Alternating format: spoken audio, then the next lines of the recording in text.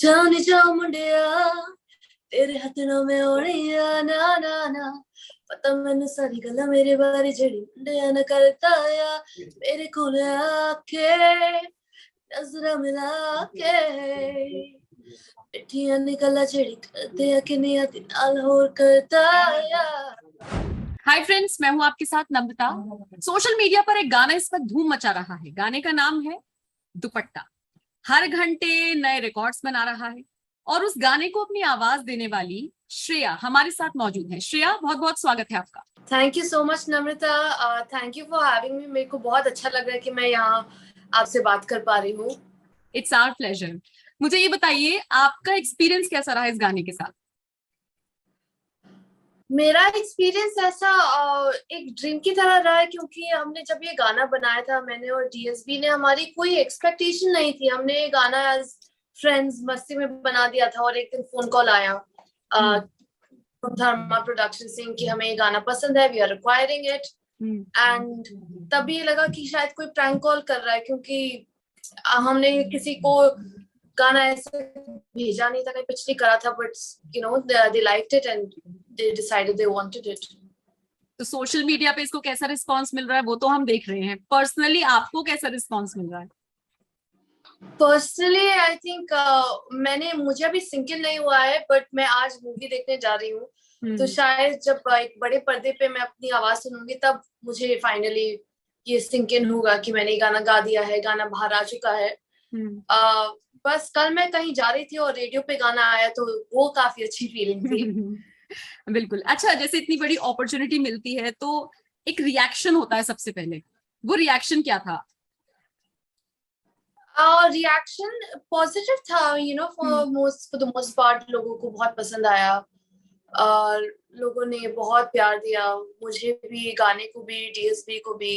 And तो बस positive reaction ही रहा है, एंड यू नो उसके लिए मैं बहुत बहुत ग्रेटफुल हूँ। अच्छा, हम गाने की बात कर रहे हैं, सिंगर हमारे साथ मौजूद है, तो हो जाए दो लाइनें हमारे व्यूअर्स के लिए। एब्सोल्युटली।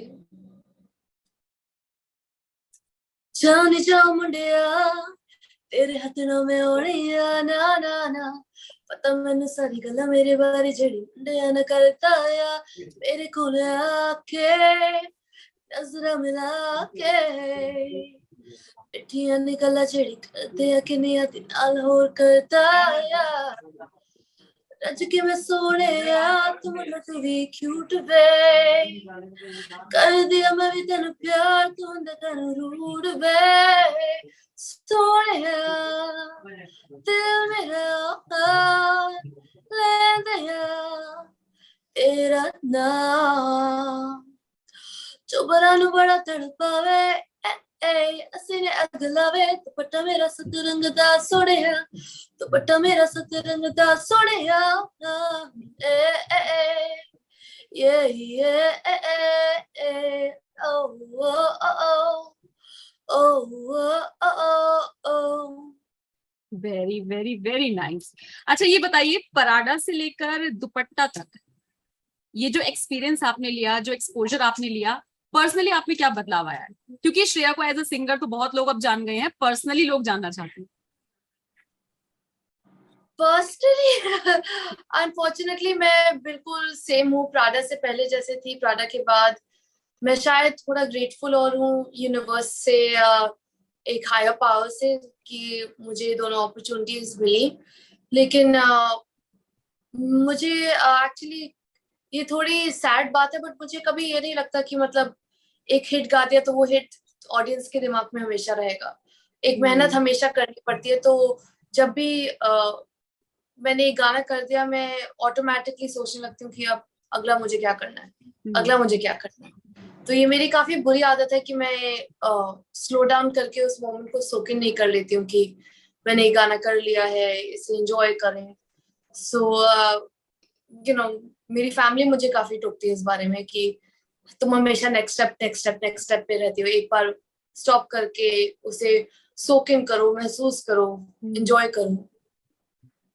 लेकिन मुझे ऐसा लगता है श्रेया, ये सारी चीजें होती है ना, यही हमें आगे लेके जाती है कि अब अगला क्या। फिर जब हम सोचेंगे तो फिर एक टेलीपैथी मुझे लगता है काम करती है कि आगे क्या। तो इसी से जुड़ा मेरा अगला सवाल है, अब आगे क्या क्या प्रोजेक्ट है मैं आगे? अभी फिगर आउट कर रही हूँ, क्योंकि ऑनेस्टली क्रिएटिवली स्पीकिंग मुझे 3-4 आइडियाज हैं, बट वो कैसे एग्जीक्यूट होंगे, कैसे प्लान होंगे, so I have to see that. एक दो रोमांटिक ट्रैक्स मैंने बनाए हुए हैं, बट अगेन उन्हें एग्जीक्यूट कैसे करना है, कहाँ और रिलीज करना है, वो सब अभी आगे देखना पड़ेगा।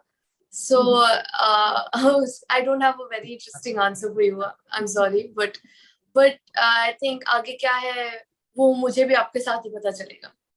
चलिए, अच्छा, अच्छे की उम्मीद ही कर सकते हैं फिलहाल तो। अच्छा, यूपी के मेरठ से आप ताल्लुकात रखती हैं, और वहां से निकलकर मुंबई तक जाना ये भी एक सफर था, और वहां पर फिर काम करना, अपनी पहचान बनाना, ये भी एक सफर था।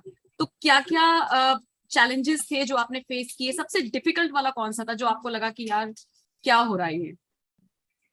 सबसे difficult challenge I think Mumbai की हिंदी थी, अच्छा। क्योंकि हमारे दिल्ली मेरठ की हिंदी थोड़ी अलग है। हम्म। तो हम प्याज को प्याज बोलते हैं, यहाँ पर प्याज को कांदा, खीरा अच्छा, को काकड़ी। अ, तो ककड़ी को तो वहां क्या जब बोलते हैं फिर? ककड़ी को वहां क्या बोलते हैं? भी भी? हाँ। अच्छा। और तो ये मुझे बहुत प्रॉब्लम हुई बॉम्बे में जाकर सामान खरीदने में वगैरह। तो मैं जब जाती थी तो लोग ऑटोमेटिकली एक आउटसाइडर की इमेज बना लेते थे, नॉट मेन इंडस्ट्री में but generally I stand out. But I think as such work wise मुझे ऐसा कोई प्रॉब्लम्स फेस नहीं, मैंने ऐसा कुछ फेस नहीं करा जो मेरे लिए पर्सनली बहुत डिफिकल्ट रहा। हाँ, आई थिंक जो बहुत डिफिकल्ट था वो ये था कि मैं अकेले रह रही थी, मेरी फैमिली नहीं थी मेरे साथ में, मेरे कोई दोस्त नहीं थे जब मैं मुंबई पहली बार आई। तो मुझे एक तरह से अपना सारा social circle, support system scratch से बनाना पड़ा। सो और आर्टिस्ट के लिए वो बहुत इम्पोर्टेंट है, क्योंकि हम आर्टिस्ट बहुत वल्नरेबल होते हैं, और हम बहुत एक तरीके से बहुत इनसिक्योर होते हैं।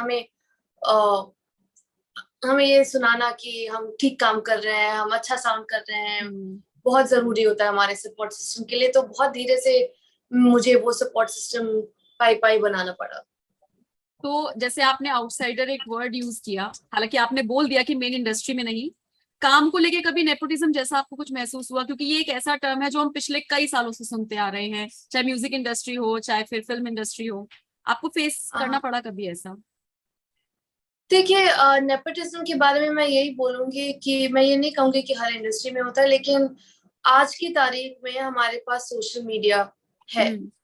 तो क्योंकि मैंने यूट्यूब पे अपनी प्रेजेंस बनाई, यूट्यूब से प्रेजेंस बनाकर मैं स्टेज शोज करने लगी, स्टेज शोज से मेरे प्राडा मिला। तो हर एक आर्टिस्ट को अपनी एक जगह बनाने के लिए बस थोड़ी क्रिएटिविटी चाहिए होती है, और थोड़ा एक्सप्लोरेशन करना चाहिए कि मैं क्या इस इंडस्ट्री को, इस म्यूजिक वर्ल्ड को दे सकती हूँ जो और कोई नहीं दे सकता है। तो जब वो मेंटालिटी से आप आगे जाओगे, कोई नेपोटिज्म, कोई फेवरेटिज्म आपको रोक नहीं सकता है। और मैंने ऐसा कोई नेपोटिज्म और कुछ ऐसा मेरे को कभी फीलिंग नहीं आई, बिकॉज मैंने हमेशा अपने काम में बिलीव करा। एंड आई थिंक ये एक हर इंडस्ट्री में कुछ ऐसे तौर तरीके होते हैं जो 100% मेरिट बेस्ड शायद ना हो, बट वो लाइफ का एक पहलू है। लोग कहते हैं लाइफ इजंट फेयर, तो ये फेयर या अनफेयर की बात नहीं हुई। आई थिंक कुछ लोगों का रास्ता इस तरफ से होता है, कुछ लोगों का रास्ता सीधा होता है, कुछ लोगों का को और चढ़ के जाना होता है, और मेहनत करनी होती है, लेकिन उस मेहनत से वो स्ट्रांग बन जाते हैं। शायद अगर कोई पूछे कि स्टार किड्स को इतनी मेहनत नहीं करनी होती, हाँ, बट उन्हें ग्रूमिंग बिल्कुल बहुत बचपन से मिलती है। हमारी ग्रूमिंग वो एक्स्ट्रा स्टेप्स में आ जाती है, जिससे कि हम जब फाइनली अपने मुकाम पर पहुंच जाएं, हमें पता है कि हमें इंडस्ट्री में इससे कैसे डील करना है, लोगों के नेगेटिव कमेंट्स को कैसे देखना है। तो वो सारी टफ स्किन का प्रोसेस ऐसे ही आता है। अगर मुझे बहुत जल्दी प्राडा और वो सब मिल गया होता, शायद मैं इंडस्ट्री में लास्ट नहीं कर पाती। मैंने ना बहुत सारे लोगों से ये सवाल पूछा, मुझे लगता है ये जितने सधे हुए अंदाज में आपने जवाब दिया ना, मुझे आज तक ये जवाब नहीं मिला था। मतलब बहुत पॉइंट वाइज समझा के दिया है कि अच्छा ठीक है, हर इंसान के लिए अपने अपने तरीके हैं, कोई कैसे जाता है कोई कैसे जाता है। चलिए अगले सवाल पे आते हैं। वो जमाना श्रेया अब गया जब सिंगर सिर्फ पर्दे के पीछे रहा करते थे, एक्टर्स को एक्ट्रेसेस को आवाज दे दिया करते थे। अब तो सिंगर्स को भी उतनी स्पेस मिलती है जितनी एक्टर्स को मिला करती थी। आपने कभी सोचा है कि आप एक्टिंग में ट्राई करें, या कभी ट्राई किया हो कि चलो यार अब एक्टिंग करते हैं, सोचा कभी? मुझे सिर्फ मैंने अपने सिर्फ म्यूजिक वीडियोस के लिए लड़का बेईमान तेरा नशा के लिए एक्टिंग करी है। मेरे को ऑफर्स आए थे 2-3 एक्टिंग के लिए, बट मुझे कभी एक्टिंग में इंटरेस्ट नहीं रहा। And to be very honest, मैं सबसे खुश स्टेज पे और माइक के आगे। मुझे कैमरा के आगे आकर एक्टिंग करने में बिल्कुल एक एक्साइटमेंट फील नहीं होता है। और लेकिन वो एक्साइटमेंट मैंने आपके इंस्टाग्राम रील्स में देखी, कल ही मैंने देखी। हाँ, बट आपने वो पीछे का वो नहीं देखा ना कि कितनी मेहनत जाती है, कितने टेक्स जाते हैं वो सब करने में। और रील्स एक 30 सेकंड की एक्टिंग है, एक प्रॉपर पर्दे पर इतना बड़ा फिल्म, सुबह सुबह उठ के मेकअप कराना, it's not an easy life. और लोग सोचते हैं कि एक्टर्स की लाइफ बहुत ग्लैमरस होती है, बट मैंने फर्स्ट हैंड देखा है जब मैं आलिया भट्ट को राधा की शूटिंग देख रही थी। इतनी डिफिकल्ट उनकी लाइफ होती है। एंड लोग बिल्कुल समझते नहीं है कि उनकी लाइफ कितनी डिफिकल्ट हो सकती है, कितने टेक्स लेने होते हैं, बॉडी पे कितना स्ट्रेस होता है, लाइट्स कितनी हार्श होती है, कभी कभी इतने सरदर्द में उन्हें काम करना होता है जो सरदर्द हम शायद बर्दाश्त भी नहीं कर सकते। तो इट्स एक्टिंग शायद मेरे लिए नहीं है। अच्छा, ये पराडा और आलिया भट्ट का आपने जिक्र किया, तो एक बार आपकी आवाज में हमारे व्यूअर्स के लिए हो जाए पराडा। Of course. ਅੱਜ ਕਰ ਲੈ ਤੂੰ ਵਾਦਾ ਮੈਨੂੰ ਲੈ ਕੇ ਤੇ ਪਰਾਡ ਨੇ ਤਾਂ ਦੂਰੋਂ ਦੂਰੋਂ, ਨਹੀਂ ਤਾਂ ਦੂਰੋਂ ਦੂਰੋਂ, ਨਹੀਂ ਤਾਂ ਦੂਰੋਂ ਦੂਰੋਂ ਤੱਕਦਾ ਰਹੀ, ਮੈਂ ਹੋਰ ਕੋਈ ਲੱਭ ਲੂੰ ਦੂਜਾ। ਅੱਜ ਕਰ ਲੈ ਤੂੰ ਵਾਦਾ ਮੈਨੂੰ ਲੈ ਕੇ ਤੇ ਪਰਾਡ ਨੇ ਤਾਂ ਦੂਰੋਂ ਦੂਰੋਂ, ਨਹੀਂ ਤਾਂ ਦੂਰੋਂ ਦੂਰੋਂ, ਨਹੀਂ ਤਾਂ ਦੂਰੋਂ ਦੂਰੋਂ ਤੱਕਦਾ ਰਹੀ, मैं और कोई लब लूं दूजा। चलिए अब आपके साथ हम करेंगे एक रैपिड फायर राउंड, फटाफट आपको आंसर देना है। मैं आपसे क्वेश्चन पूछूंगी, ठीक है? स्टार्ट करते हैं। ओके। तो श्रेया, आपकी प्लेलिस्ट में इस वक्त कौन से 3 गाने टॉप पर हैं that you are listening on loop back to back? 3 गाने एपी डिलॉन का इनसेन, एंड और एपी डिलॉन का एक्सक्यूजेस, एंड रंगी सारी। अच्छा, पुराने गाने या फिर उन गानों पर जो आजकल रिमिक्स बन रहे हैं, श्रेया को ज्यादा क्या पसंद है?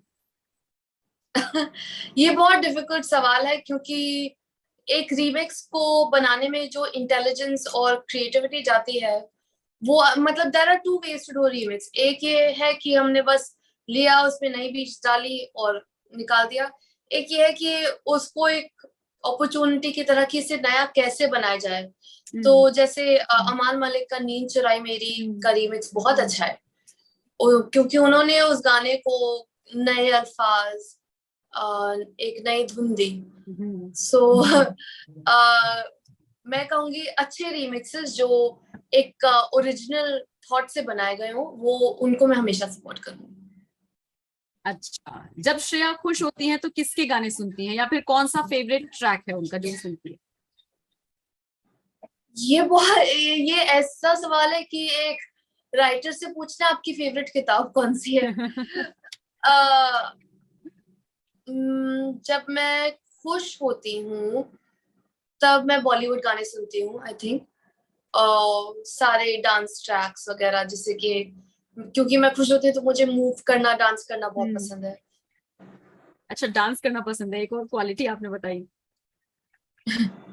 अच्छा, दोस्तों के साथ अगर श्रेया आप लॉन्ग ड्राइव पर जा रही हैं तो गाने सुनने पसंद करती है या फिर गप्पे लड़ाना? गप्पे। ये डिस्कशन मैं अभी अपने कॉलीग से कर रही थी, तो वो आपको फॉलो करता है इंस्टाग्राम पे, तो उसने कहा मुझे लगता है कि वो गप्पे ही लड़ाना पसंद करती होंगी। मैंने कहा मुझे लगता है कि सिंगिंग पसंद करती होंगी। नहीं, गप्पे गप्पे हमेशा। अच्छा, श्रेया की फेवरेट एक्ट्रेस जिसके लिए वो किसी भी बॉलीवुड फिल्म में गाना चाहती है? कृति सैनन एंड वानी कपूर। श्रेया का बॉलीवुड क्रश? अर्जुन रामपाल। अच्छा अच्छा, वो कौन सा सॉन्ग था जिसने आपको कभी ना कभी इंस्पायर किया कि हाँ मुझे भी सिंगर बनना है? महबूब मेरे, सुनिधि चौहान का पहला गाना। अच्छा, लास्ट क्वेश्चन रैपिड फायर का, अगर श्रेया सिंगर ना होती तो क्या होता? शेफ। शेफ होती हैं आप? हम्म। अच्छा, तो जाते जाते श्रेया मैं चाहूंगी कोई आपका फेवरेट गाना, चाहे ओल्ड वर्जन हो, रिमिक्स हो, नया हो, जो आप हमारे ऑडियंस को सुनाना चाहें। पंचम दा का बर्थडे आ रहा है, R.D. बर्मन साहब का, तो आई थिंक मैं उनका कोई गाना पसंद करूंगी। ओ मेरे दिल के चैन, ओ मेरे दिल के चैन, चैन आए मेरे दिल को दुआ कीजिए,